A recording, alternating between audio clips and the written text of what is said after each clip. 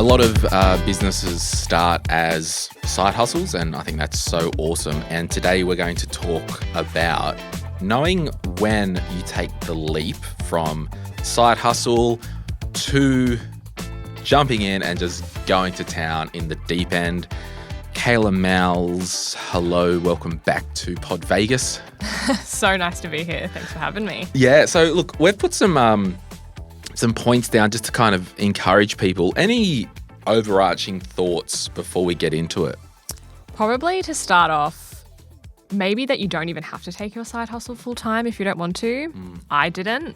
I had a goal in mind with my side hustle, achieved that goal and shut it down. And then lo and behold, I ended up owning a business later on anyway. So I just thought it's probably worth putting that out there as an option. Yeah. Have you ever had a side hustle? Yeah. You're sitting in the podcast. Yeah, okay. So fair. so my podcast was the side hustle when I had the financial advice business. Gotcha. So look, I think you're right, and I think there's another part of this as well that there are some businesses that can't be a side hustle. You've just got to go all in. Mm-hmm. When I was in financial advice, I was licensed with a license. I couldn't do my own. Licensed with a license to be licensed. I was licensed to be licensed, all that stuff. I couldn't have my own financial advice business on the side because you had to have your own license and you couldn't run two. Okay. So there are situations where you can't have two things going on. So there has to be some strategy or a bit more planning around that. But I think it's a good discussion to start to think about, what do you want to achieve? What are your own timelines? It's probably wise to say if you do want to start a side hustle, and we won't get into the reasons why or why not to do a side hustle. If you're listening, you're probably there. You probably have a side hustle. Or even if you're thinking about doing something, like how long are you going to do this until, either it's going great or it's a hobby, but we'll assume that you've got a side hustle that's humming along, you're working full time, doing this literally as the instructions on the box says on the side, and we're going to talk about 5 or 6 things, or 5 or 6 points, or when it is time to jump straight into your side hustle and make it your full-time thing. My name is Glen James, joined by Kayla Malss. What do you do, Kayla? I own a full-service marketing agency called Allies Management. So we make businesses look good online. Well, there you go, everyone. Let's do a podcast right now. All right, Kayla, what have we got as our first point? So I think it's time to quit your job and go full-time in your side hustle if you're making equal or more in your side hustle than you are in your full-time gig.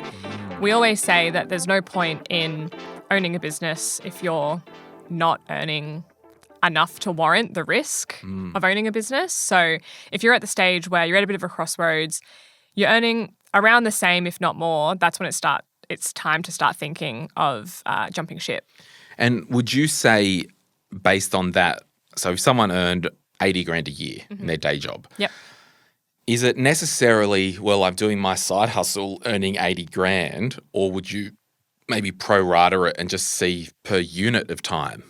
Yeah, that's a good point. I think if you know where your customers are coming from and you can see that in the next 6 months, 6 months, 80 grand, 40 grand, you can make that money, then it's probably start. And to be honest, like if you do have a side hustle and it's earning the same as your full-time gig, you probably have 40 hours in a day anyway. Yeah, but it's just this time. What are you doing here? Unless you literally are hustling to go towards a financial goal. Like, all right, we're just going to smash out, work heaps hard, hit that home deposit, hit that travel to Europe, hit that debt, hit that insert goal here. Then we'll make the decision, well, okay, I'll quit my job and do my own thing.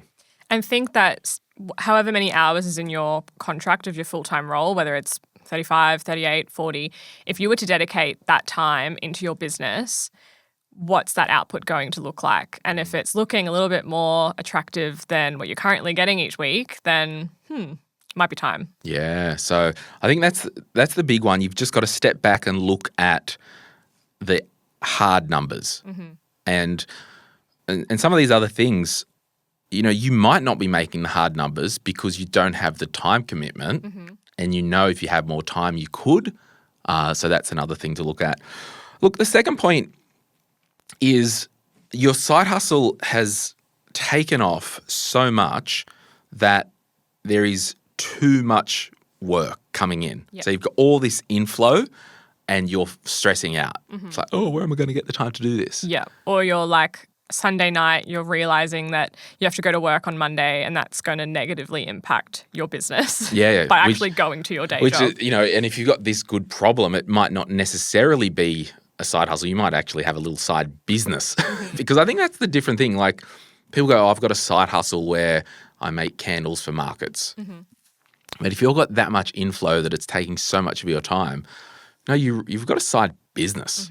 And I think that's really important to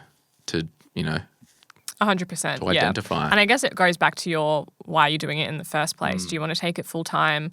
Do you just want to earn a bit of extra cash on your weekends? In which case, why have you built a side business and not a side hustle?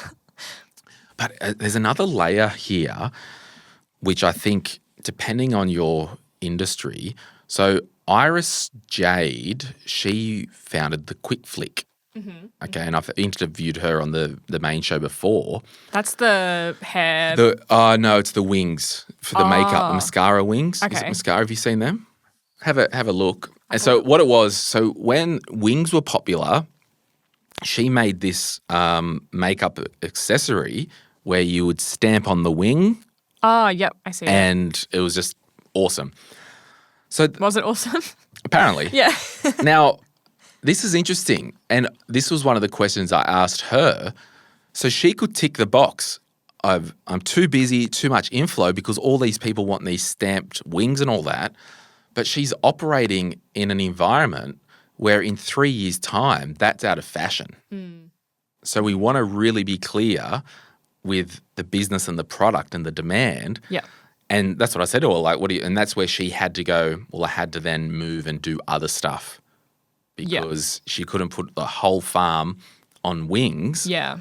Because wings might not be popular or fashionable in 2 years. So you're saying that she took it from a side hustle to a business with knowing that she would have to come out with extra products. And that was her focus going into full time. Yeah. Was that? Yeah. Okay. Well, I think it was the wings took off. She jumped in, turned the money down from Shark Tank, all that stuff. Yeah. But she knew that, okay, there's a life cycle here of this wing business. I mean, sure, they probably still sell, but it's probably not peak 2013 or something, whenever that was. So I think that's another thing. Yeah, good point. Number 3, what do we got?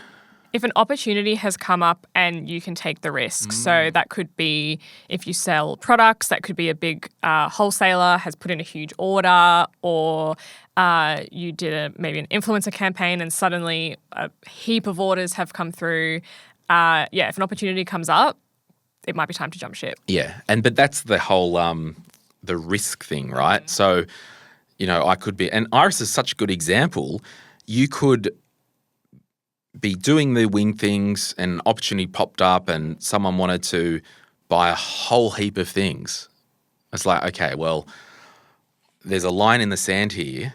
I could turn that opportunity down and keep my job or go, you know what, stuff this. I believe in what I'm doing, blah, blah, blah. Let's go to town and jump. And I guess take that risk. It goes back again to knowing where your customers are coming from. If you have this, you're getting 1 or 2 orders a day and this massive order comes through, cool. You have this order that buys you, let's say, a month's time, but then you go back to having 1 or 2 orders a day. That's a little bit risky, in my opinion. And that's where I think with your side hustle, I really think it's so important before you put the farm on it and, go all in. Put the farm on it. Bet the farm. She was in that world. Yeah. So she knew that world. Now, if Glen James woke up tomorrow morning and like, I've got this makeup mascara idea or something like that. Yeah. And then it kind of grew legs and popped a bit. I don't know if I'd want to be putting the farm on that idea and quitting my job and all that because I'm not in that industry or in that world. Yeah. And I think it's so important to, and this is kind of for those that want to do a side hustle or something on their own, in a different industry or something like that, go and get a job in that world. Like, don't be you're in marketing. Don't be a marketer thinking, I want to do a side hustle distributing T-shirt. Oh, probably market is good. I'm just thinking. Don't be a baker and get into mascara. Yeah, mascara or something like industry. that. Like, you want to know the industry. Yeah. Because all these things give you the confidence that you're on the ground in that industry. Yeah. Whether you want to start a mascara brand, go and work for somebody who does, and just get involved in the industry. Or even in your side hustle, use that time in your side hustle to immerse yourself in the industry rather than jumping ship too early and taking it full time and taking on all that risk. Yeah, because we know one thing about risk. You know, what do you reckon? Well, let's maybe list these out. Actually, we'll talk about the next point because it does talk about risk, and we'll do so right after this. If you're after personal financial advice, don't get it from a podcast. But if you want guidance tailored to your situation, head to moneypodcast.com.au and click Get Help. We'll connect you with one of our trusted professionals, financial advisors and mortgage brokers, who work with people right across Australia. No matter where you are, they can help. Now, before we get back to the show, a quick reminder to protect your financial life. That means having income protection sorted. It means having death cover if there's any debt or dependents relying on you. It means getting your personal insurance in order. Most people insure their car, they insure their house, but what about themselves? Sky Wealth, who support this podcast, are specialist financial advisors who can help you get the right cover in place. Their advice is often more comprehensive and better value than going direct through your super. Book a complimentary 15-minute chat at sky.com.au. That's skye.com.au. And they'll point you in the right direction. So when it comes to risk, the fourth point is you have to take the risk, or there's an opportunity to take the risk if there is a change in your employment situation. So it could be, I've just been made redundant. Ugh, how annoying. Well, I've been doing this side hustle for a year. There's signs of life. I'm now going to jump in and take that risk. And I know a lot of business owners who that's how they've taken their side hustle full time was because they had to. Yeah, and a friend of mine, he got made redundant, and it sucks at the time because obviously it does. Yeah. He's like, it's the best thing that happened to me because it made me take that risk and do my own thing. Yeah. But before, I was talking about risk mitigation, let's maybe think about what are some of the big things that we can do to reduce risk before we go full into our side hustle. Now, I know you're a bit of a planner and you don't love getting put on the spot. Yeah, I do love. But I'm going to list. So the first thing we can do is knowing the industry. Yep. So, because to minimize risk, a lot of it is understanding. People get scared, I don't want to invest in the stock market because it's like gambling. So that triggers this risky scared. But if you educate yourself, well, no, I don't think buying shares in Woolworths or CBA is considered gambling. Oh, well, that risk minimizes, right? Yeah. And it really depends on your perception of risk and how you look at it, because if you've been made redundant, you could argue that getting another job where you could be made redundant again is a risk versus working for yourself and having more control over your employment. Yeah, and it does really lead into the fifth point about having a setup that minimizes risk.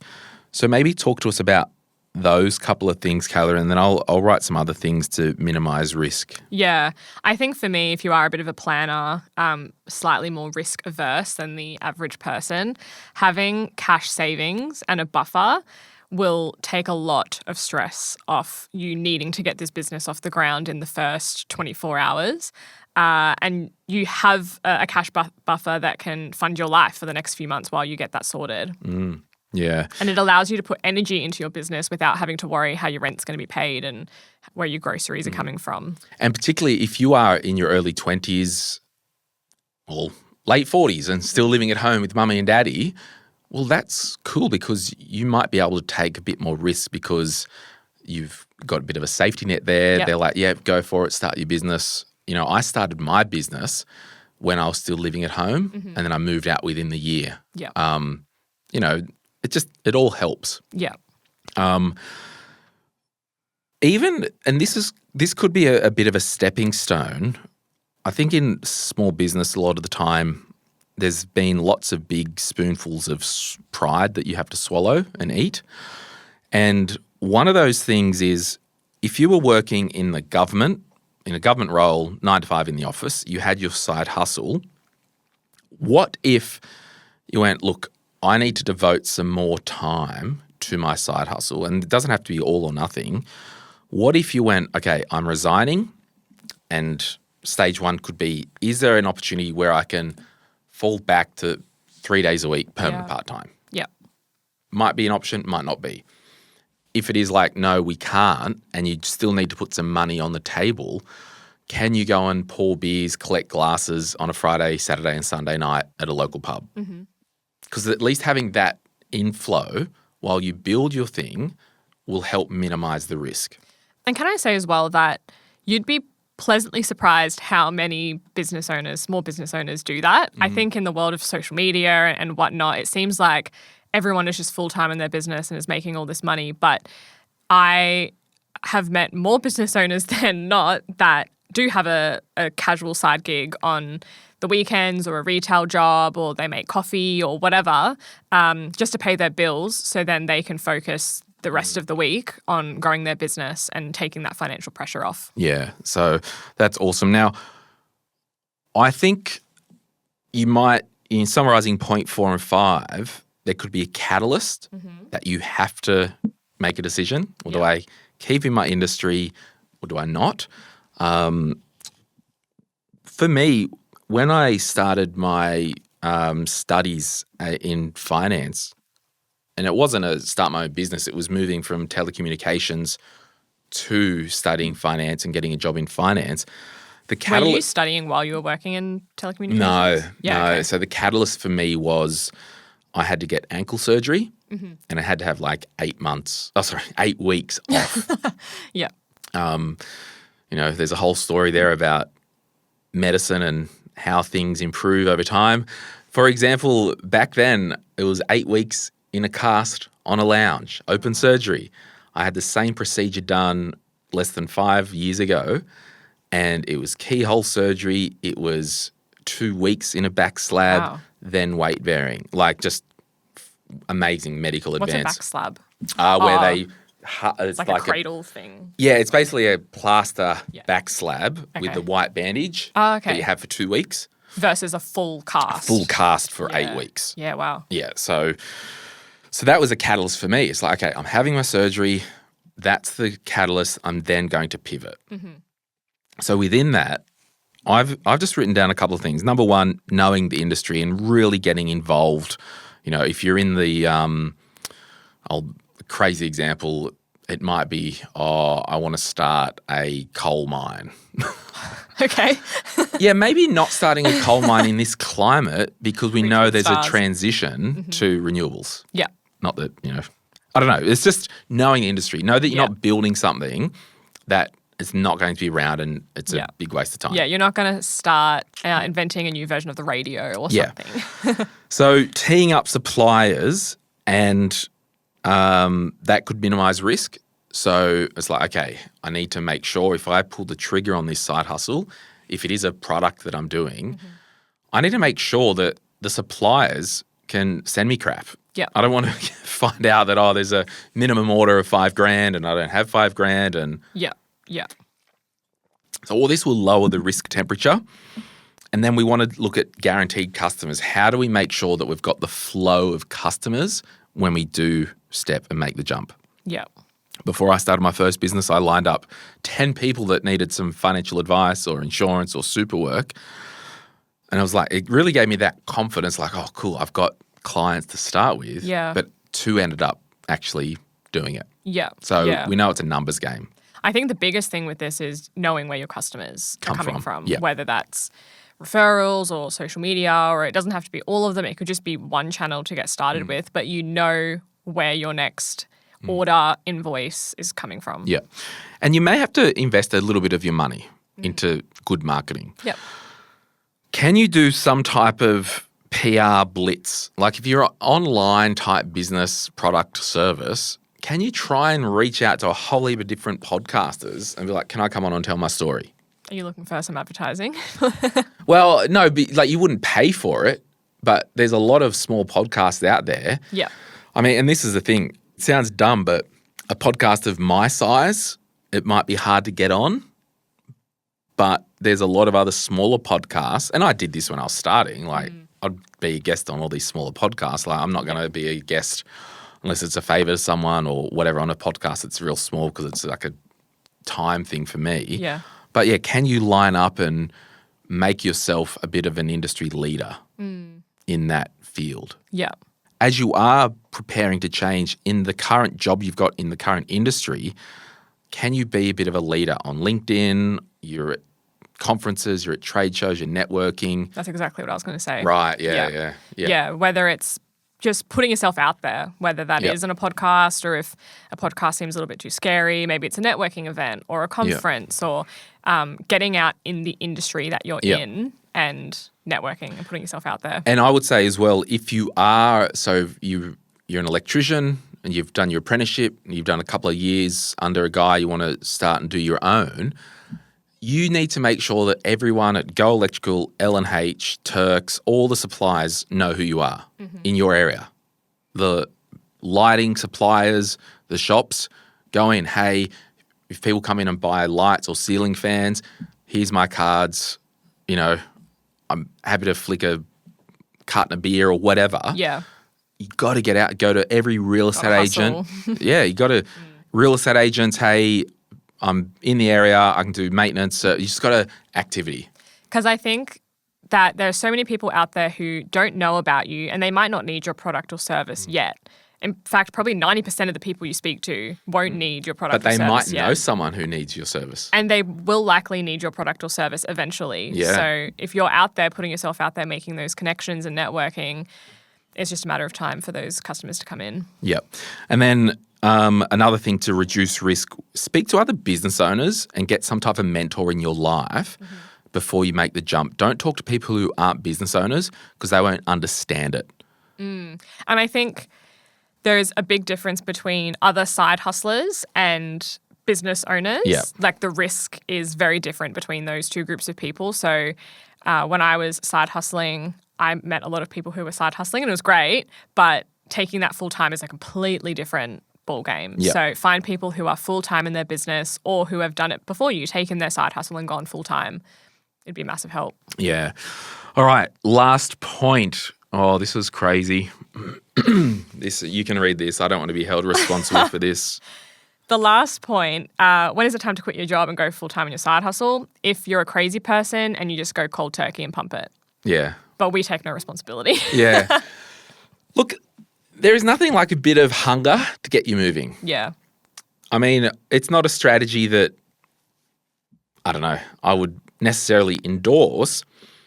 But if there's a bit of, there is some money coming in and, I hate my job and, everyone's going to get fired soon and, I do have some cash savings, stuff it, I'm just going to go for it. Well, maybe that's like point 7 is you hate your job. So the thought of going back to your job is worse than you just going crazy and going full turkey. Yeah, but the thing is as well, it's that you've got to make sure your sound financial house is in order. You've got to make sure you've got cash reserves. I don't want you to be buying mowers and tools and all that with credit cards, no new utes or cars on finance. Like, just get money in the door Well, I and hope get customers. if that's your behaviour, you wouldn't even have made it to this podcast.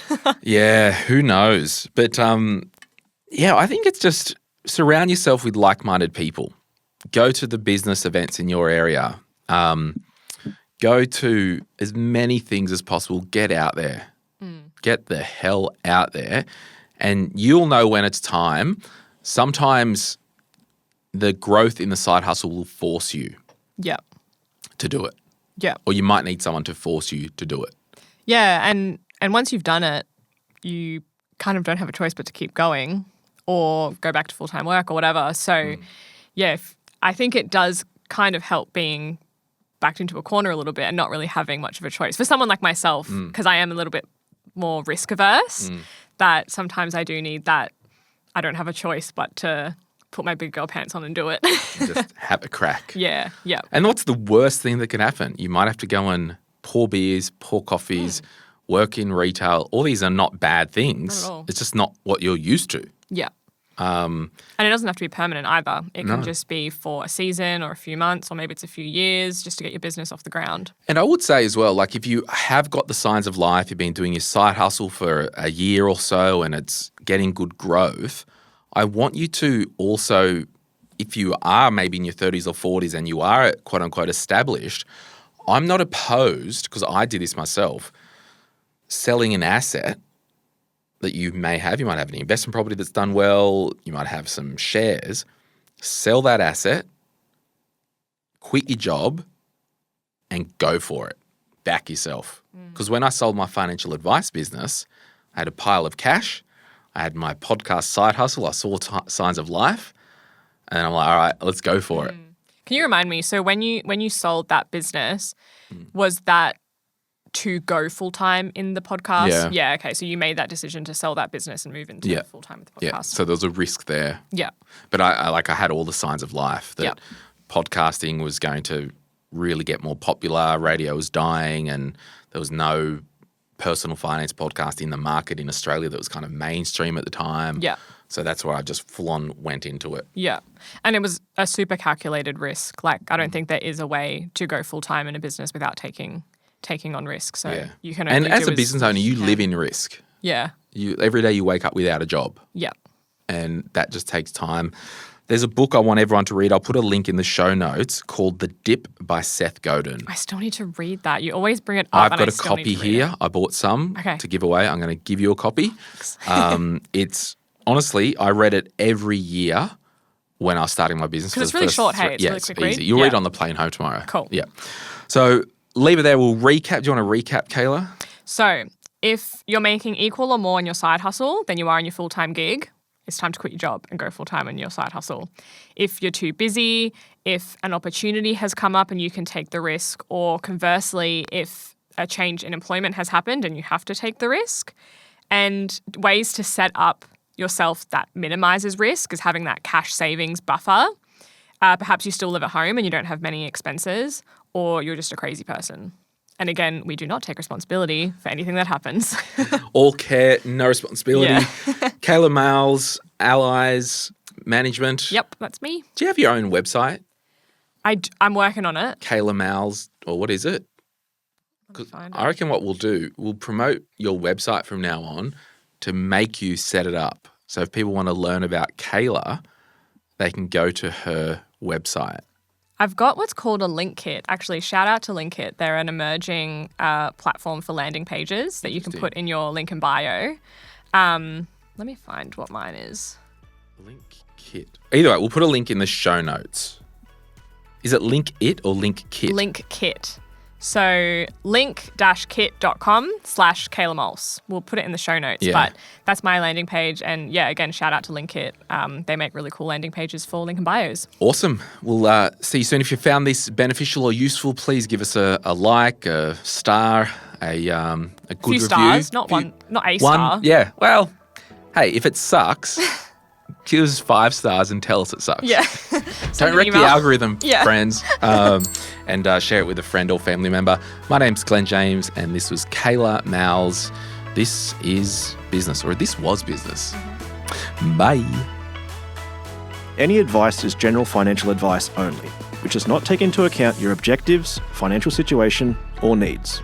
Because of that, you should consider if the advice is appropriate to you and your needs before acting on the information. If you do choose to buy a financial product, read the Product Disclosure Statement, PDS, and Target Market Determination, TMD, and obtain appropriate financial advice tailored to your needs. Simo Interactive Pty Ltd, the publisher of this podcast, and Glen James are authorised representatives of Money Sherpa Pty Ltd, which holds financial services license 451289.